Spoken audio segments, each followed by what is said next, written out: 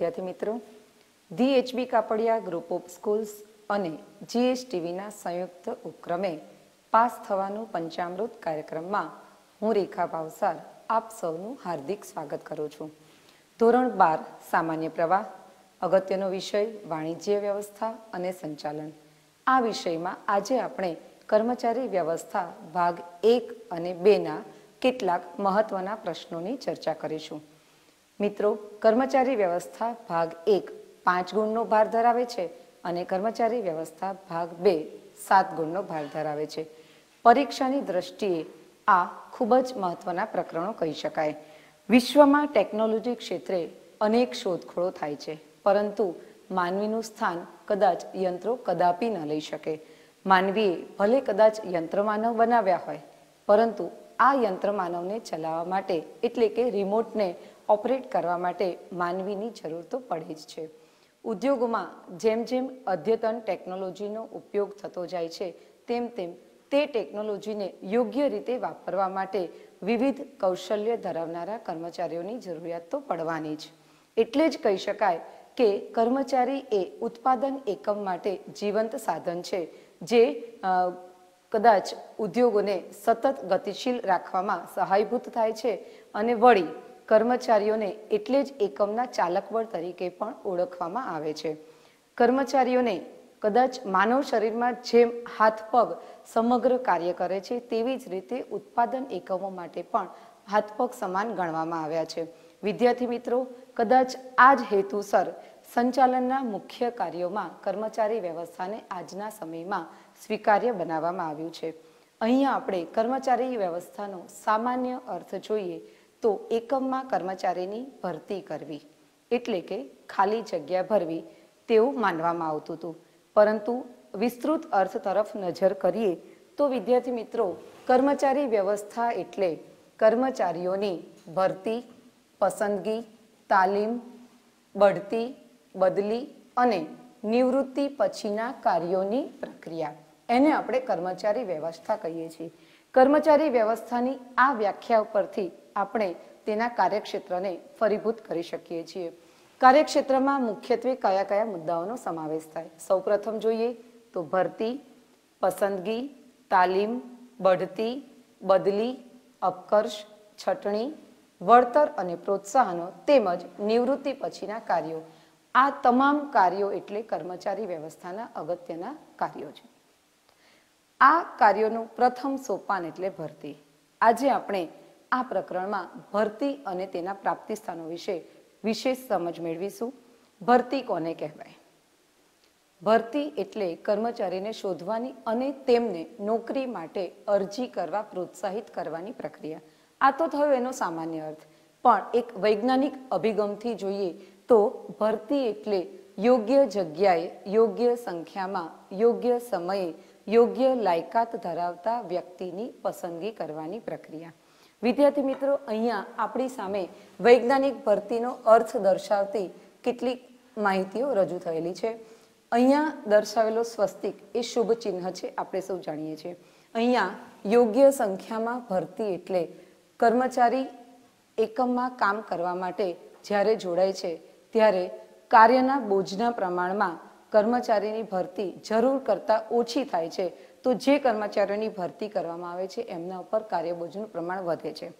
જો કાર્યબોજ કરતાં વધુ કર્મચારીઓની ભરતી કરવામાં આવે તો કાર્ય વહેંચાઈ જવાથી કદાચ કાર્યમાં સરળતા તો રહે છે, પણ પગાર ખર્ચનો વધારો એકમ માટે બની શકે છે. યોગ્ય સમયે ભરતી. સમયસર કાર્ય પૂરું થઈ શકે તે માટે કર્મચારીની યોગ્ય સમયે ભરતી થવી જરૂરી છે. સમય કરતાં વહેલી ભરતી કરવામાં આવશે તો કર્મચારી કાર્યના અભાવે બેસી રહેશે, અને જો સમય કરતાં મોડી ભરતી કરવામાં આવશે તો કર્મચારીને તે કાર્ય કરવામાં વિલંબ થાય છે. પરિણામે કદાચ આયોજન છે એ નિષ્ફળ જવાની શક્યતાઓ રહેલી છે. યોગ્ય સ્થાને ભરતી.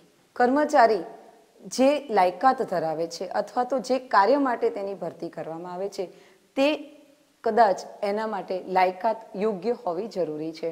કદાચ એકાઉન્ટ વિભાગના કાર્ય માટે તમે સાયન્સના કોઈ કર્મચારીની નિમણૂક કરો અથવા તો લેબોરેટરીમાં કોમર્સ વિભાગના કોઈ સ્નાતકને તમે કાર્ય સોંપશો તો કાર્યસૂચના અભાવે તે કાર્ય નિષ્ફળ જવાની શક્યતાઓ રહેલી છે. આમ યોગ્ય સ્થાને અને યોગ્ય લાયકાતે કર્મચારીની ભરતી થવી જરૂરી છે.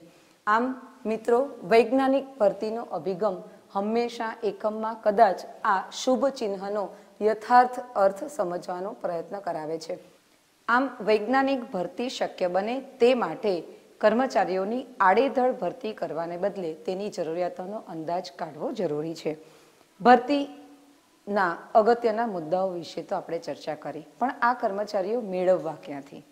એના માટે સૌપ્રથમ તો કોઈ પણ એકમ નવું સ્થપાય અથવા તો એકમનું વિસ્તૃતીકરણ થાય, કોઈ કર્મચારી રાજીનામું આપે, કોઈ કર્મચારીનું મૃત્યુ થાય કે કર્મચારી નિવૃત્ત થાય, આ બધા જ સંજોગોમાં એકમમાં કર્મચારીઓની ભરતી કરવાની જરૂરિયાત ઊભી થાય છે.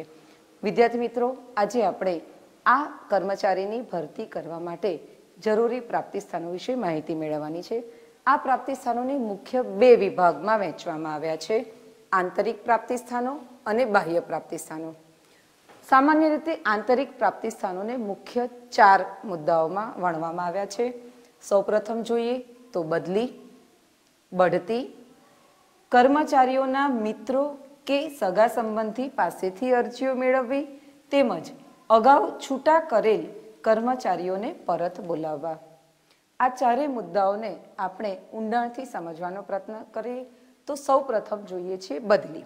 એકમના એક વિભાગમાં કાર્યબોજના કારણે કદાચ કોઈ પણ કર્મચારીને છૂટા કરવાની શક્યતાઓ ઊભી થાય ત્યારે તેને છૂટા કરવાના બદલે બીજા વિભાગમાં આ કર્મચારીને ખસેડવાની પ્રક્રિયાને આપણે બદલી કહી શકીએ છીએ.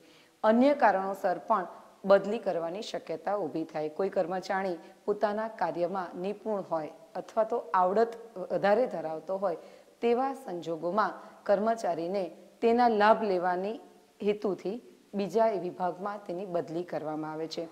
આ રીતે બદલીના પ્રાપ્તિસ્થાન દ્વારા કર્મચારીની ભરતી કરવાની જે પ્રક્રિયા છે એને તમે સરળ બનાવી શકો છો. બદલી પછીનો અગત્યનો મુદ્દો આવે છે બઢતી.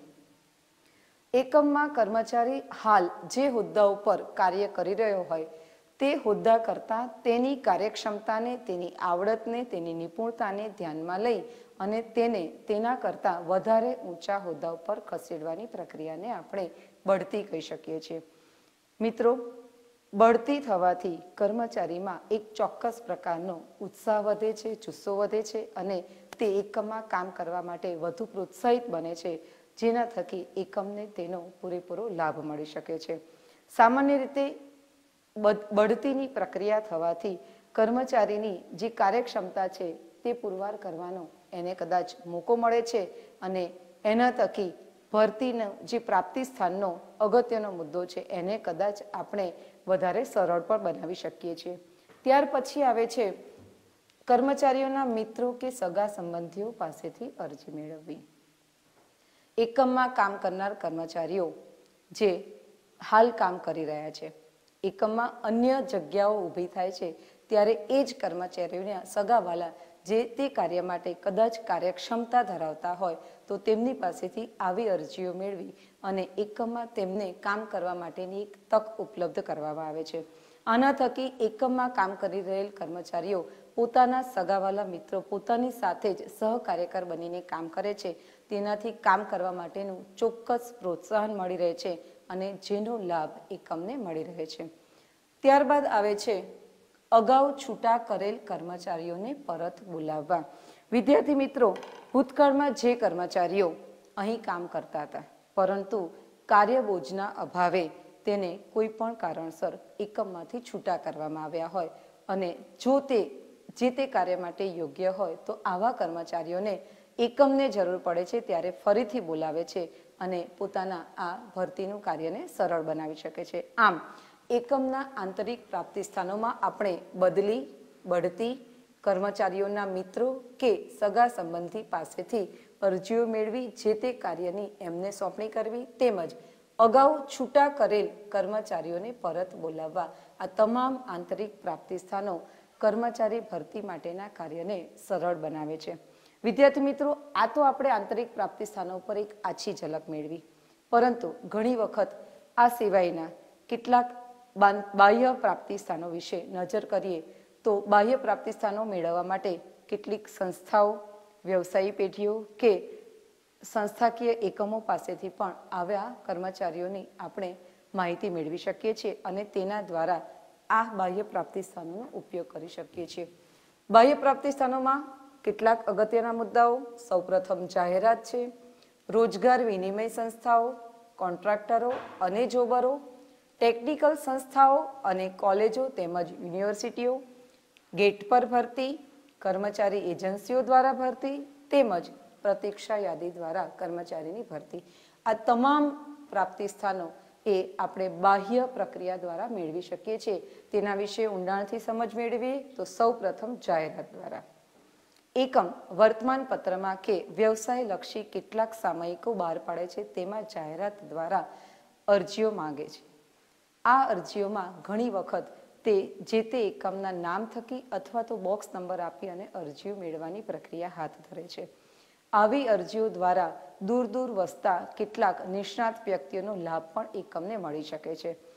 પરિણામે એકમને નિષ્ણાત વ્યક્તિ તેમજ કદાચ કોઈ પણ કાર્ય માટે કાર્યક્ષમતા પુરવાર કરી શકે તેવા ઉમેદવારો મળી શકે છે. આમ જાહેરાત દ્વારા એકમ પોતાને જોઈતા એવા કર્મચારીને મેળવી શકે છે. ત્યારબાદ આવે છે રોજગાર વિનિમય સંસ્થાઓ. રોજગાર શબ્દ જ આપણને કદાચ સાબિત કરે છે કે નોકરી વાંચુ ઉમેદવારો અને એકમ જેને યોગ્ય ઉમેદવારની જરૂર છે એ બંને વચ્ચે કડીરૂપ સાબિત થતી સંસ્થા એટલે રોજગાર વિનિમય સંસ્થા. સરકારી અને ખાનગી ધોરણે આવી કેટલીક રોજગાર વિનિમય સંસ્થાઓ ઉમેદવારોની ચોક્કસ યાદી તૈયાર કરે છે.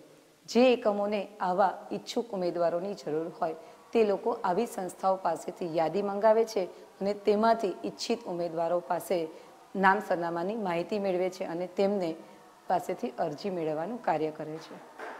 આ રીતે રોજગાર વિનિમય સંસ્થાઓ નોકરી વાંચુ ઉમેદવારોને અને એકમોને યોગ્ય કર્મચારીઓ પૂરા પાડવાની કામગીરી હાથ ધરે છે.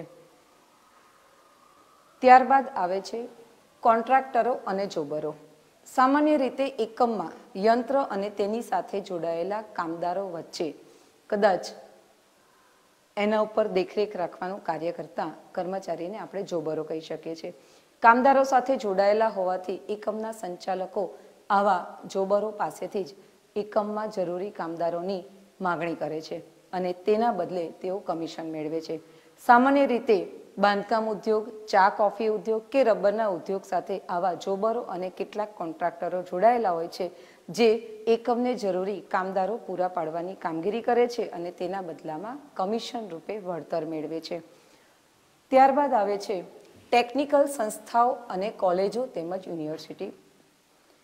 સૌથી અગત્યનો પ્રાપ્તિ સ્થાનોનો સ્ત્રોત હોય તો ટેકનિકલ સંસ્થાઓ, કોલેજો અને યુનિવર્સિટીઓ.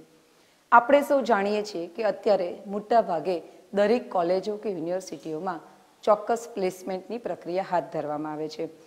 ચોક્કસ નિષ્ણાત વ્યક્તિઓ મેળવવા માટે એકમો આવી કોલેજો કે યુનિવર્સિટીના આચાર્ય કે અધિકારીઓને પત્ર લખીને અથવા તો કોલેજ કેમ્પસમાં રૂબરૂ મુલાકાતનું આયોજન કરી અને આવા કર્મચારીઓ મેળવવાની પ્રક્રિયા હાથ ધરે છે. તે થકી તેઓ જે તે કાર્યમાં નિષ્ણાત એવા વ્યક્તિઓને મેળવી શકે છે. વળી સાથે સાથે વિદ્યાર્થીઓને પણ તેનો મહત્તમ લાભ મળે છે.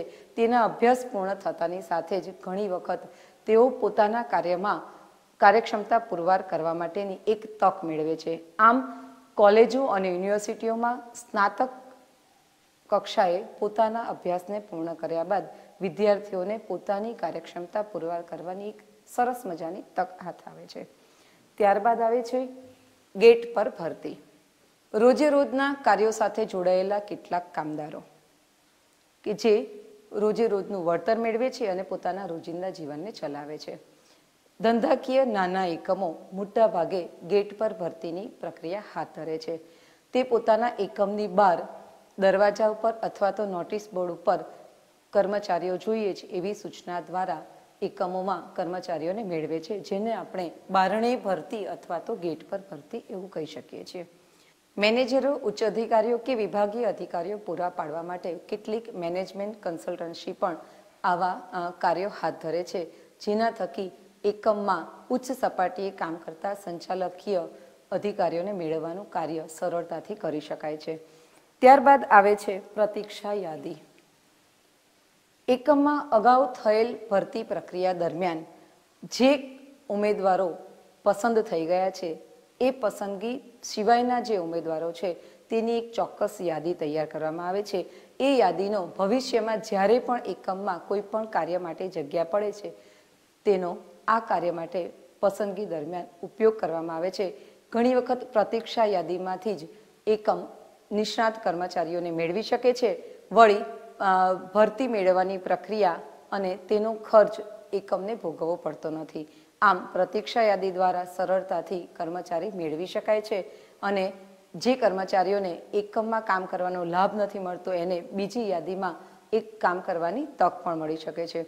વિદ્યાર્થી મિત્રો, આપણે બાહ્ય પ્રાપ્તિ સ્થાનોમાં જાહેરાત, રોજગાર વિનિમય સંસ્થાઓ, કોન્ટ્રાક્ટરો અને જોબરો, ટેકનિકલ સંસ્થાઓ અને કોલેજો તેમજ યુનિવર્સિટી દ્વારા ભરતી, ગેટ પર ભરતી, કર્મચારી એજન્સીઓ દ્વારા ભરતી અને પ્રતીક્ષા યાદીમાં રહેલા ઉમેદવારોમાંથી કરવામાં આવતી ભરતી, આ તમામ પ્રાપ્તિ સ્થાનો વિશે આજે આપણે અહીંયા માહિતી મેળવી.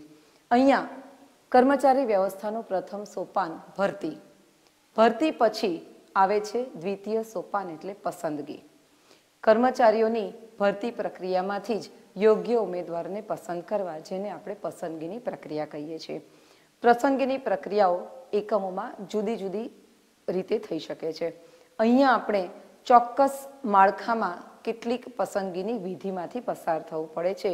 એ વિધિના મુદ્દા ઉપર નજર કરીએ તો સૌ પ્રથમ કોઈ પણ એકમ ભરતી પ્રક્રિયા પછીની પ્રક્રિયામાં પસંદગીની પ્રક્રિયા શરૂ કરે છે. એમાં અરજીઓ મેળવવી, અરજીપત્રક ભરાવવું અને ચકાસવું, રોજગાર કસોટીઓ, રૂબરૂ મુલાકાત, ભૂતકાળની કારકિર્દીની તપાસ, શારીરિક તબીબી તપાસ, પ્રાથમિક પસંદગી, અંતિમ પસંદગી અને કાર્ય સોંપણી. પસંદગીનું પ્રથમ તબક્કું એટલે અરજી મેળવવી. કોઈ પણ એકમ જાહેરાત દ્વારા કદાચ અરજીઓ મેળવવાની પ્રક્રિયા હાથ ધરે છે.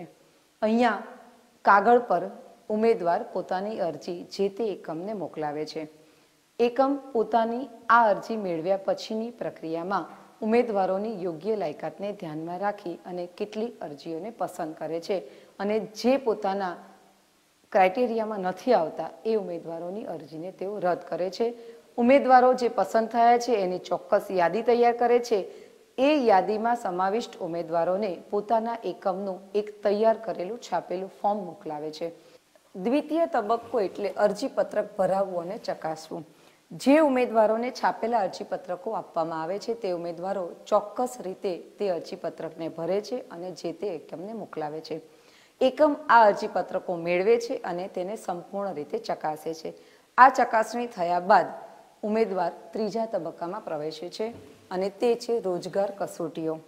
ઉમેદવારની કેટલીક આંતરિક શક્તિઓને પારખવા માટે તેણે કેટલીક કસોટીઓમાંથી પસાર થવું પડે છે. મુખ્ય કસોટીઓમાં બૌદ્ધિક કસોટી, મનોવૈજ્ઞાનિક કસોટી અને કેટલીક ધંધાકીય કસોટીઓમાંથી તેણે પસાર થવું પડે છે. સામાન્ય રીતે કોઈ પણ ઉમેદવારની આંતરિક સૂઝને જાણવા માટે તેણે કદાચ મનોવૈજ્ઞાનિક વલણ કેવું છે, તેનામાં એકમ અંગેના વિચારો શું છે, તેના વાણી, વર્તન અને ધંધાકીય વિચારોને જાણવા માટે આવી કસોટીઓ કદાચ કર્મચારીની લાયકાતો જાણવામાં બહુ જ સહાયભૂત સાબિત થાય છે.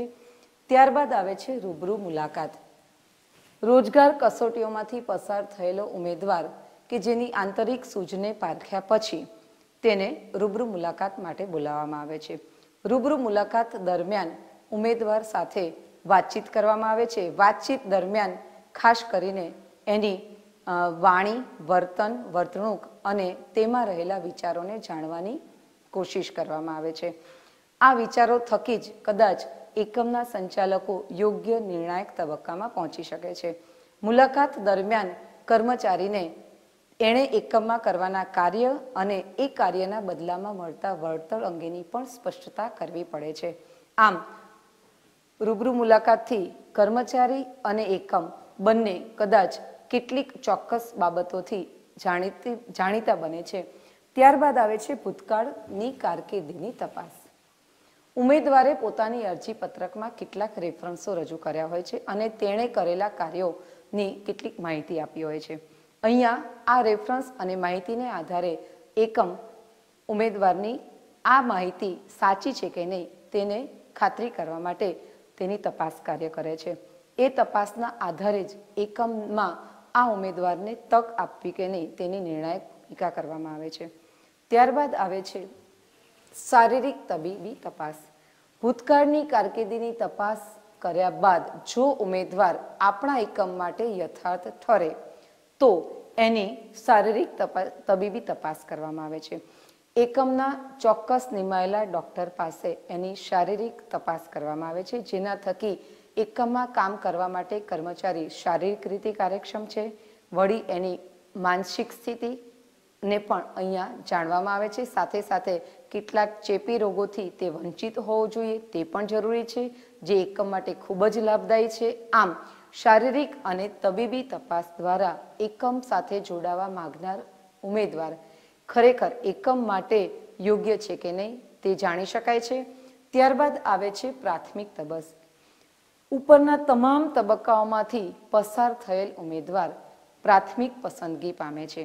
પ્રાથમિક પસંદગી પામનાર ઉમેદવાર એકમ સાથે જોડાય છે. ત્યાં એને એકમ માટે કાર્ય કરવા માટે જરૂરી તાલીમ પણ આપવામાં આવે છે, જેનાથી એકમમાં એણે જે કાર્ય કરવાનું છે તેનાથી તે માહિતગાર થાય છે. જો એ કાર્યમાં તે કદાચ ખરો ઉતરે છે તો ત્યારબાદ તેની અંતિમ પસંદગીની વિધિ તરફ આપણે જઈએ છીએ. છેલ્લો અને અંતિમ તબક્કો એટલે અંતિમ પસંદગી અને કાર્ય સોંપણી. તાલીમની પ્રક્રિયા હાથ ધર્યા પછી તે પોતાના કાર્યથી માહિતગાર થાય છે. જો એ કાર્યમાં તે ખરેખર કાર્યક્ષમ પુરવાર થાય છે તો તેની એક ફાઇનલ પસંદગી એટલે કે અંતિમ પસંદગી થાય છે અને તેને એકમના કર્મચારી તરીકે નિમણૂક આપવામાં આવે છે. આ નિમણૂકની વિધિ કર્યા બાદ તેને જે કાર્ય કરવાનું છે તે કાર્યની સોંપણી થાય છે.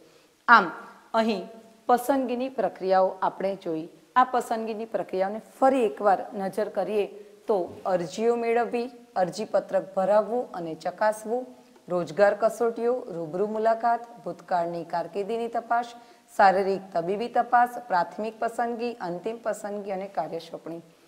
વિદ્યાર્થી મિત્રો, આજે આપણે કર્મચારી વ્યવસ્થા ભાગ 2માં મુખ્ય 2 પ્રશ્નોની ચર્ચા કરી. ભરતીના આંતરિક અને બાહ્ય પ્રાપ્તિ સ્થાનો અને પસંદગીની પ્રક્રિયા.